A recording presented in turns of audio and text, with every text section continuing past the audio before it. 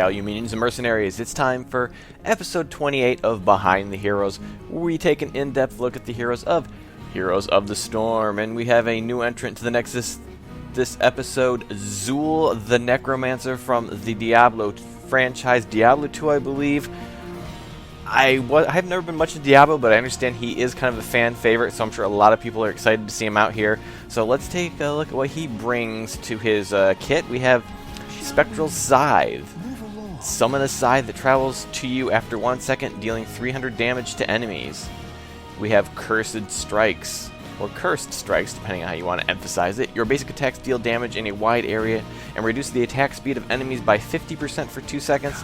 Lasts 4 seconds once triggered. I believe that's the ability lasts 4 seconds, not the attack speed slow, which it says lasts 2 seconds. Then we have Bone Prison. After a 2 second delay, deal 80 damage and roots the target enemy hero for 2 seconds. Then we have his heroic abilities, Poison Nova. After a short delay, release poisonous missiles that deal 570 damage to all enemies hit over 10 seconds. Sounds very devastating. And then we have Skeletal Mages. Summon 4 Frost Mages in a line that attack nearby enemies for 47 damage a second and slow them by 30% for 2 seconds, lasts up to 15 seconds. That's a lot of seconds in there, so you go make of that what you will. But I understand this is a very area control type ability and forces the enemies to make some decisions depending on your placement. Then his combat trait, Raise Skeleton. When a nearby enemy minion dies, it becomes a skeletal warrior that attacks for 30 damage and lasts up to 15 seconds. Up to 4 skeletal warriors can be active at once. Okay, I'd heard about this trait, and I wanted to know a little more about it. It wasn't clear to me, 1, whether or not the skeletons were permanent, which they aren't, and 2, if there was some sort of cap on it, which there is. So that does prevent what I was thinking could be a huge snowball. If you just start converting minions over and over, and you just have this wave of skeletons pushing down their lane, that would be a little overpowered, but still a very powerful trait to be sure. So he's not someone you can leave. Move along. He's not someone you can just leave sitting there in a lane by himself, or it will still snowball a little. So let's take a look at what skins he brings to the table. This is standard skin. Looks very it kind of looks very hip. Like he looks a little bit sort of like I'm a too cool for you biker kind of guy with bare chest, which there's way too many veins. I think I should stop looking at that. And oh, that's a nice variation on that. And then a little more red and gold. Then we have Master Zool with a nice little bird hat there. And oh, I was hoping that would be a little bit darker, like maybe invert these colors a bit. Well, I guess it would be about the same. And another red and gold here. And then we have Serpent King Zool. that is adorable there, buddy. Actually, I'm gonna go for the serpent one. So let's give him a try, see how he works out. It looks like he could be a lot of fun. I know I say that a lot, and I'm usually right. So, all right, we'll start taking off. Okay, we start off at level 20 as usual. Let's start taking a look at his talents. At level 1, we have Backlash. Bone armor explodes for damage. Oh, that's right. He's got an extra ability, Bone Armor. I don't know how they can list that in their UI because they weren't designing for it originally. Activate to gain shield equal to 25% of your maximum health for 3 seconds. Okay, so Bone Armor explodes when it expires. Nearby enemies take damage equal to 15% of their maximum health. That is actually pretty good, especially for against warriors. We have Shackler. While Bone Armor is active, you slow nearby enemies by 30% for 1 second. And Shade. While Bone Armor is active, you evade all basic attacks, but increases the cooldown of Bone Armor by 10 seconds. Okay, so that's actually pretty powerful, but it comes with the payoff, or with the cost of longer cooldown. Because right now the cooldown is 30 seconds. This will move it to 40 seconds. That is fairly significant. But let's do Explode. Explode sounds like fun. Then at level 4 talents, we have Death's Reach, increased Spectral Scythe range. We have Jailers, Bone Prison spawns skeletal warriors. And we have Trag'Ul's Essence, raise skeletons, restores mana. Ooh, that sounds like fun, but we're not going to have to worry about mana here, so we'll just go for range here. Then at level 7, we have Harvest Vitality. Cursed Strikes heals you for 145 for each hero hit. So that's this ability. Ooh, wow. That's a nice arc right there. We have weaken, increases curses strikes attack speed slow. Increases curses strikes attack speed slow from 50% to 75%. So definitely would affect, like, say, auto attack heroes, and that's pretty good too. And we have Rothma's Blessing. I hope you guys know who all these odd characters are, because I've never heard of them. Raise Skeleton heals you. Okay, so that's, I think that can play into your level 4 talent. You get mana and health back from raising skeletons. One caution is I've noticed later in games that minion deaths don't become as prevalent, so it can kind of backfire on you. What do we want to do? Yeah, we'll just heal. Then we've got our heroic talents. Let's just start with Poison Nova. Sounds like a lot of fun. Then at level 13 we have Decrepify. Decrepify. Spectral Scythe slows.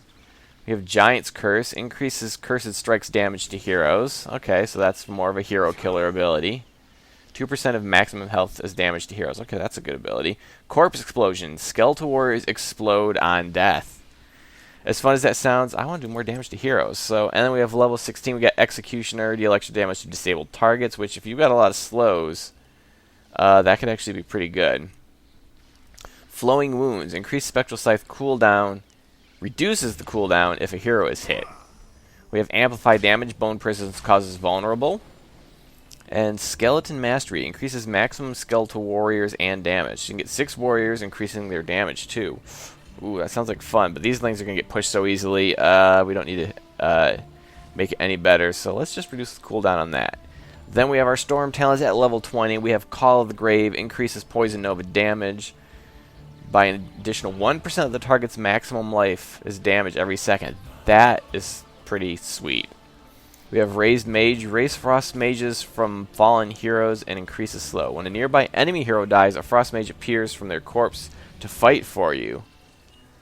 Also increases the slow of the Frost Mage from 30 to 50%. Wow, that's actually pretty good too.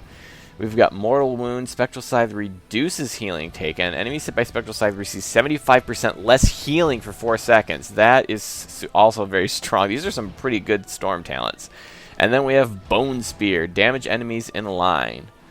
Let's just try Bone Spear just so we can see how that works. That's another activated ability. So let's start heading out there, see how these abilities do, because Malfurion is just not getting the job done. How does this Q work? Okay, so I put Q out, and then, okay, so I place it there, and it comes back at me. Okay, and then we can just get our cleave on there. And see, I've already created a bunch of... get him in a bone prison. Get him in a bone prison! And let's just throw out a Nova. Oh, that just looks pretty. And look at all the damage it's doing those towers.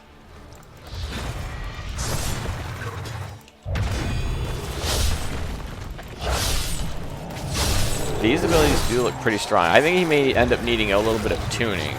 Oh, see, I should have died down sooner. Would have. Let's just throw out our bone armor, which explodes. So, and oh, we didn't do the bone spear. Bone spear. And then throw in a bone prison. Oh, that felt nice. That felt good. It will take more than that to stop me. That was fun. Now, can we reset our talents? Because I want to try the other one now. So, it doesn't really matter. We want to get skeletal mages. And just pick some. Okay, so let's see how these skeletal mages work. I put them back here. And he has got to decide to attack them or... Yeah, he decided to attack him. It didn't work out for him. Yeah, let's just throw out a bone spear just because I can.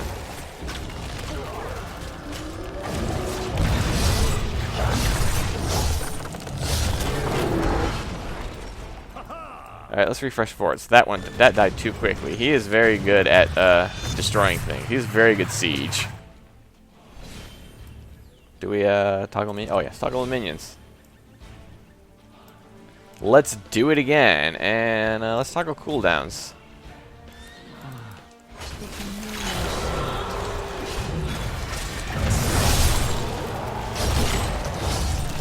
More minions!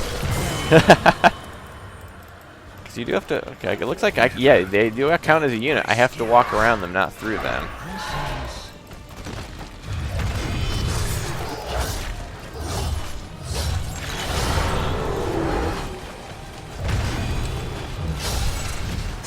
Shove some mages behind him. Okay, this is just ridiculous now.